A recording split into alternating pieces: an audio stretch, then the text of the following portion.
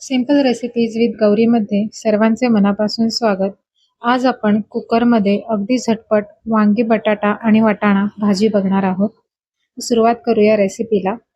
इथे कुकरमध्ये मी 3 चमचे तेल घेतलेलं आहे. तेल गरम झालं की यामध्ये आपल्याला राई घालायची आहे. राई तडतडली की पाव चमचा जिरे आणि थोडंसं हिंग घालून फोडणी करून घ्यायची आहे. फोडणी छान झाल्यावरती यामध्ये एक मोठा कांदा बारीक चिरून घातलेला आहे. त्यामध्ये मीठ आणि हळद घालून 1 मिनिटभर हा कांदा तेलावरती परतून घ्यायचा आहे. ही भाजी आपण एका शिट्टीमध्येच शिजवणार आहोत, त्यामुळे कांदा आधी 1 मिनिटभर परतून घेत आहे, म्हणजे भाजीमध्ये कचकच लागत नाही. एका मिनिटानंतर यामध्ये 2 चमचे मिरची पावडर घालत आहे. ती सुद्धा आपल्याला तेलावरती 1 मिनिट परतून घ्यायची आहे, म्हणजे भाजीला रंग छान येतो.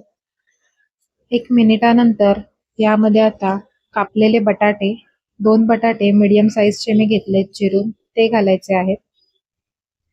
1 वाटी भरून वाटाणा घेतलेला आहे. ओला वाटाणा आहे हा. फ्रोझन वाटाण असेल तरी सुद्धा चालेल. आणि वांगी 3 ते 4 तुकडे करून घेतलेले आहे. आता यामध्ये 1 छोटी वाटी ओलं खोबरं घेतलेलं आहे किसलेलं. 4 ते 5 चमचे हे आहे. हे सगळं आता एकदा मिक्स करून घ्यायचं आहे. सगळा मसाला भाजीला, वांग्याला सगळ्यांना व्यवस्थित कोट झाला पाहिजे. 1 मिनिटभर आपण हे परतून घेऊया. ओल्या खोबऱ्यामुळे भाजी छान मिळून येते आणि कोणतेही वाटण वापरले नाहीये तरी सुद्धा भाजी छान दाटसर अशी तयार होते.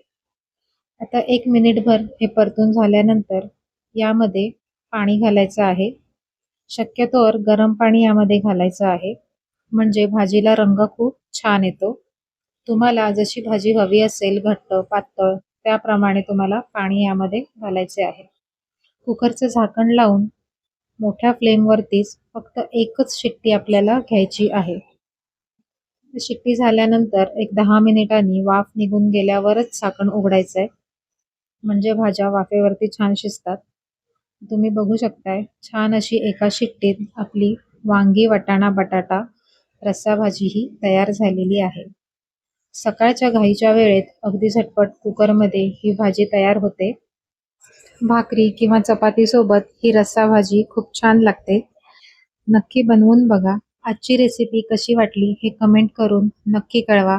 रेसिपी आवडली असेल तर लाईक करा, शेअर करा आणि अशाच सिंपल आणि सोप्या रेसिपीज बघण्यासाठी सिंपल रेसिपीज विथ गौरी या चॅनलला सबस्क्राईब करून बेल आयकॉन सुद्धा प्रेस करा. पुन्हा भेटूया नवीन रेसिपी सोबत. नमस्कार.